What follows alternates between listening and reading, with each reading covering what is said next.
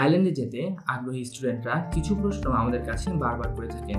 এই প্রশ্নগুলোর উত্তর আমি আজকে এই ভিডিওতে দিয়ে দিব।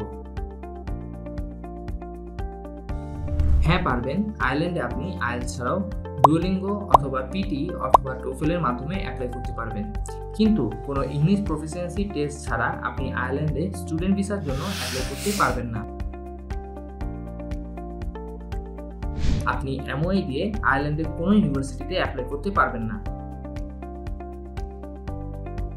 ইন্টারন্যাশনাল স্টুডেন্ট যারা আয়ারল্যান্ডে স্টাডি ভিসার জন্য অ্যাপ্লাই করে তারা তাদের ডিপেন্ডেন্ট অথবা স্পাউসকে আয়ারল্যান্ডে পড়াশোনাকালীন সময়ে নিয়ে যেতে পারবেন না। তবে আপনি আপনার পড়াশোনা শেষ করার পর একটি ফুল টাইম জব ম্যানেজ করতে পারলে আপনার স্পাউসকে নিয়ে যেতে পারবেন। আয়ারল্যান্ডের ইউনিভার্সিটিগুলোতে আপনি ব্যাচেলার্সের জন্য 500 ইউরো থেকে 4000 ইউরো পর্যন্ত স্কলারশিপ পেতে পারেন এবং মাস্টার্সের জন্য 1000 ইউরো থেকে 6000 ইউরো পর্যন্ত স্কলারশিপ পেতে পারেন। এছাড়াও আয়ারল্যান্ডে 60% পর্যন্ত স্কলারশিপের সুযোগ রয়েছে।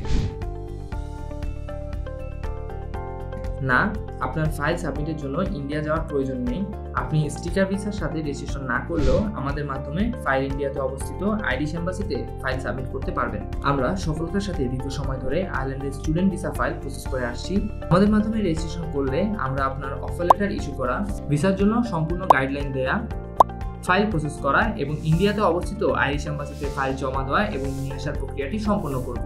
তাহলে আর দেরি না করে আজই স্ক্রিনে দেওয়া হোয়াটসঅ্যাপ নম্বরের মাধ্যমে যোগাযোগ করুন আমাদের এক্সপার্ট কনসালটেন্টের সাথে। এরকম আরও ভিডিও দেখতে ফলো করুন আমাদের ফেসবুক পেজ এবং সাবস্ক্রাইব করুন আমাদের ইউটিউব চ্যানেল।